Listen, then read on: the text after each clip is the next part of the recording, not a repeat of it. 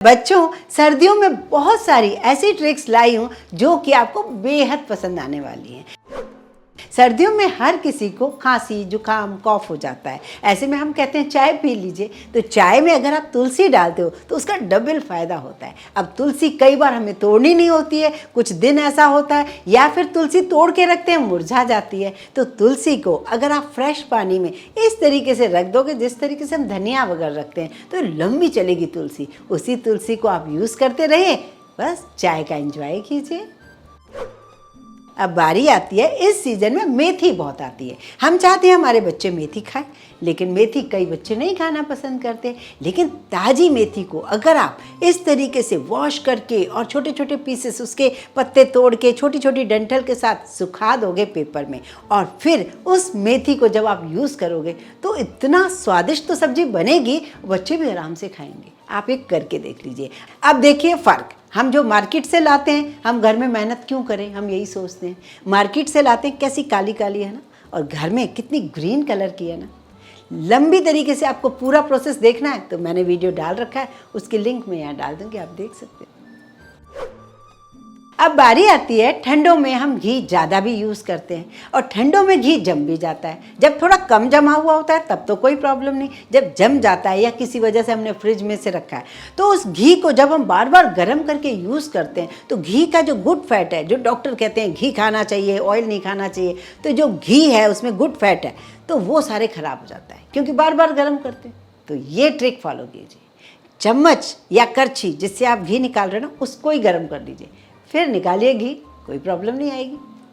है ना बढ़िया सी ट्रिक? पसंद आए तो लाइक ज़रूर कीजिए, शेयर भी कीजिए। अब लाती हूँ आप ही के पसंद का चीज़ हम सर्दियों में बहुत सारा खाते हैं, पर चीज़ को जब हम ग्रेट करते हैं तो ग्रेटर पे आधा तो चिपक ही जाता है, परेशान हो जाते हैं। तो जो ग्रेटर है ना, उस पर थोड़ा ऑयल लगा लीजिए। ऑयल लगा के जब आप ग्रेट करोगे ना चीज़, कोई प्रॉब्लम नहीं आएगी। और हाँ बच्चों, मैं तो आपको ट्रिक्स बता ही रही हूँ, इनमें से कौन सी पसंद आ रही है ये ज़रूर बताइएगा। और अभी तक आपने सब्सक्राइब नहीं किया है चैनल को, फटाफट से कर लीजिए। सर्दियों में नींबू जो होता है ना, सूख सा जाता है, और ठंड की वजह से ऐसा हो जाता है कि नींबू का रस ही नहीं निकलता।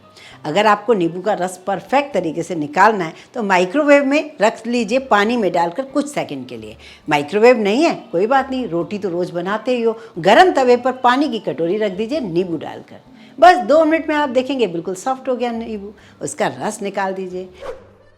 जो सब्जी सीजन की नहीं होती वो महंगी होती है। अभी जैसे इस वक्त पालक मेथी बहुत आ रही है, लेकिन भिंडी महंगी हो गई है। अब ऐसे में भिंडी लाते हैं, 1-2 दिन में भिंडी अगर नहीं बना पाए तो मुरझा सी जाती है, ख़राब सी हो जाती हैं। और क्योंकि भिंडी बच्चों को बहुत पसंद आती है, सुबह टिफ़िन के लिए बनानी होती है, तो हम ऐसे में भिंडी कैसे फ्रेश रखें काफ़ी दिन तक। तो भिंडी को पहले वॉश कर लीजिए बहुत अच्छे से। भिंडी को वॉश करने के बाद आप क्या कीजिए, उसे कपड़े से पोंछ लीजिए। उससे क्या होता है, जो ऊपर की मिट्टी वगैरह ना, वो भी साफ़ हो जाती है। उसके बाद एक पेपर में लपेट कर रख दीजिए फ्रिज में।